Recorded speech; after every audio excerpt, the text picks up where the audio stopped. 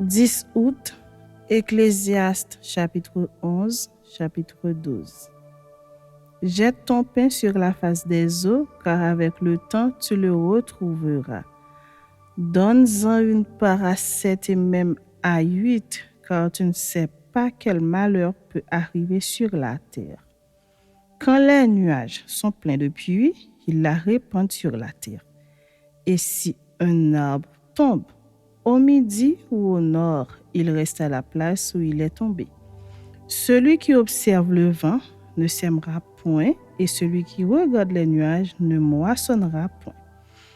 Comme tu ne sais pas quel est le chemin du vent, ni comment se forment les eaux dans le ventre de la femme enceinte, tu ne connais pas non plus l'œuvre de Dieu qui fait tout. Dès le matin, sème ta semence, et le soir, ne laisse pas reposer ta main. Car tu ne sais point ce qui réussira, ceci ou cela, ou si l'un et l'autre sont également bons.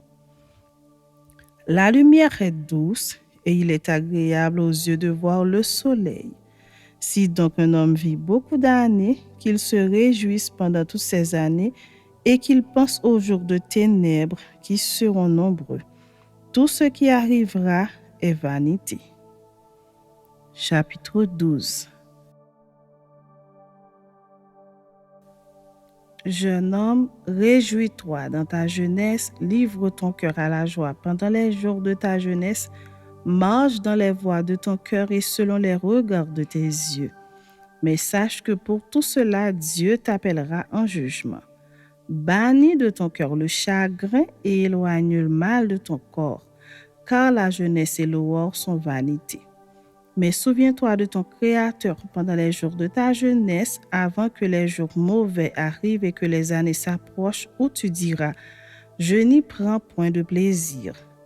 Avant que s'obscurcissent le soleil et la lumière, la lune et les étoiles, et que les nuages reviennent après la pluie, temps où les gardiens de la maison tremblent, où les hommes forts se courbent, où celles qui moulent s'arrêtent parce qu'elles sont diminuées, où ceux qui regardent par les fenêtres sont obscurcis, où les 2 battants de la porte se ferment sur la rue quand s'abaisse le but de la meule, où l'on se lève au chant de l'oiseau, où s'affaiblissent toutes les filles du champ, où l'on redoute ce qui est élevé, où l'on a des terreurs en chemin, où l'amandier fleurit, où la sauterelle devient pesante et où la capre n'a plus d'effet, car l'homme s'en va vers sa demeure éternelle et les pleureurs parcourent les rues.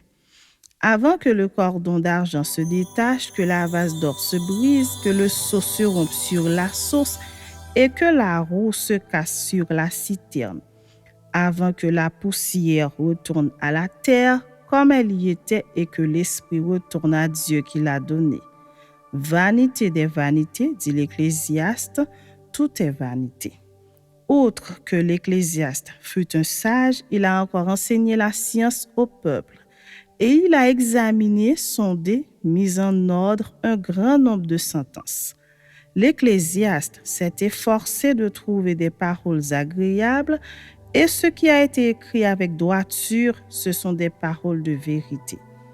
Les paroles des sages sont comme des aiguillons, et rassemblées en un recueil, elles sont comme des clous plantés donnés par un seul maître. Du reste, mon fils, tire instruction de ces choses. On ne finirait pas si l'on voulait faire un grand nombre de livres, et beaucoup d'études est une fatigue pour le corps. Écoutons la fin du discours. Crains Dieu et observe ses commandements. C'est là ce que doit faire tout homme. Car Dieu amènera toute œuvre en jugement au sujet de tout ce qui est caché, soit bien, soit mal.